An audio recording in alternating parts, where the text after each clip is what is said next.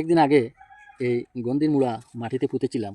আজকে আপনারা দেখতে পাচ্ছেন রেজাল্ট আপনাদের চোখের সামনে। আমার এই ছোটো বাগানে এই গন্ধির মূলো আমি লাগিয়েছিলাম। গন্ধি বলতে আমাদের প্রত্যন্ত এলাকায় এটিকে গন্ধি নামে পরিচিত। আপনাদের এলাকায় এটিকে কী বলে কমেন্ট করে অবশ্যই জানাবেন। এটি আসলে রক্ত পরিষ্কার করে, এটি খেলে রান্না করেও খেতে পারবেন, ভাজি করেও খেতে পারবেন। কিন্তু বিশেষ করে যে উপকারিতা যেটি রয়েছে সেটি হলো আমাদের যে ওয়ার্ম যেটি আছে পেটের মধ্যে থাকে, অর্থাৎ কৃমি, ছোটো কৃমি, এটি ছোটো বাচ্চাদের বেশি হয়ে থাকে বা বড়োদেরও হয়ে থাকে। আমরা বড়োরা কন্টিনিউ 6 মাস পরে একবার ট্যাবলেট খেয়ে থাকি। এই ট্যাবলেটের পরিবর্তে আপনারা যদি আপনাদের খাওয়ার সাথে এটি চাটনি মেখে বা ভাজি করে বা রান্না করে খেতে পারেন মাসে একবার, তাহলে কৃমি চলে যাবে।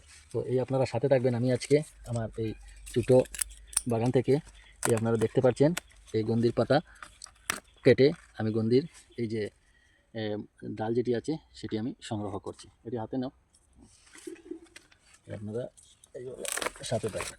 এই আপনি দেখতে পাচ্ছেন, এই আপনারা দেখতে পাচ্ছেন এই আমি গন্ধির পাতা ছিঁড়ে গাছ থেকে গন্ধি কালেকশন করেছি। এই আপনারা দেখতে পাচ্ছেন এটির সেন্টই আলাদা। এটির সাথে আপনারা যদি ছোটো মাছ একটু ভাজি করে চাটনি মাখেন তাহলেও খেতে ভালো। শুকটির সাথে যদি চাটনি মাখেন তাহলেও খেতে ভালো। অ্যাকচুয়ালি মেন কথা হলো যে এটি ছোটো কৃমি দূর করতে এটির বিশেষ অবদান রয়েছে। বিশেষ করে বাচ্চাদের আপনারা খাওয়াবেন। গন্ধি অত্যন্ত ভালো জিনিস এবং বড়রাও খাবেন। সবাই সুস্থ থাকবেন, ভালো থাকবেন।